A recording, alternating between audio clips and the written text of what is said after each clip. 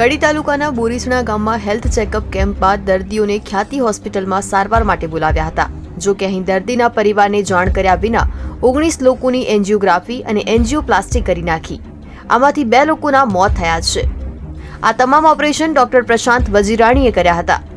અમારા ગામમાં આ લોકોએ કેમ્પ કર્યો અને કેમ્પમાં બધાના સારવારથી બોલાયા બધાને ત્યાં બોલાવી ફોર્મ ભર્યા ત્યાં ભરીને કંઈક એમને અહીં આગળ બોલાય એડમિટ કે તમારે આ પ્રોબ્લેમ છે આ છે બધું કહી આ લોકોને એડમિટ કર્યા કંઈ ખબર નથી અહીંયા લાવીને શું કર્યું એમની જોડે કંઈ ખબર નથી એમના ભાઈ। ઘટનાની જાણ થતાં જ આરોગ્ય વિભાગના વિવિધ અધિકારીઓ દોડતા થયા હતા। રાજ્યના પૂર્વ નાયબ મુખ્યમંત્રી નીતિન પટેલ પણ ખ્યાતિ હોસ્પિટલ દર્દીઓની મુલાકાત માટે પહોંચ્યા હતા। મને પ્રથમ દ્રષ્ટિએ જોતા એમ લાગે છે કે જરૂરિયાત વગરના બિનજરૂરી ઓપરેશનો કરવામાં કદાચ આવ્યા હશે।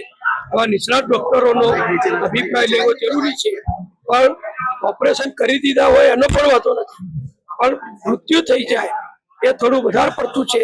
ઘટનાની જાણ થતાં જ મોટી સંખ્યામાં દર્દીઓના પરિવારજનો અને ગ્રામજનો હોસ્પિટલ પહોંચ્યા હતા। ઘટનાને પગલે રોષે ભરાયેલા ગ્રામજનોએ વહેલી સવારે હોસ્પિટલમાં તોડફોડ કરી હતી। આજે વહેલી સવારે પરિવારજનો અને ગ્રામજનો દ્વારા હોસ્પિટલમાં તોડફોડ કરવામાં આવી છે। ગઈકાલ સાંજથી જ ગ્રામજનો અહીંયા આવ્યા હતા। તેમણે હોસ્પિટલના જે પણ મેનેજમેન્ટ અને ડોક્ટરોને આ બાબતે પૂછ્યું હતું, તેમ છતાં પણ જવાબ ન આપવામાં આવતા જે છે એ આ હોસ્પિટલમાં તોડફોડ કરવામાં આવી હતી।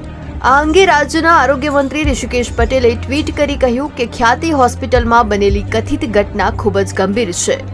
આ મામલે તાત્કાલિક તપાસનો આદેશ આપ્યો છે। જો તબીબી બેદરકારીના આક્ષેપો કે પુરાવામાં કોઈ તથ્ય હશે તો હોસ્પિટલ અને સંડોવાયેલા ડોક્ટરો સામે આકરી કાર્યવાહી કરવામાં આવશે। અમદાવાદથી દિવ્ય ભાસ્કર માટે અનિરુદ્ધ સિંહ મકવાણાનો રિપોર્ટ।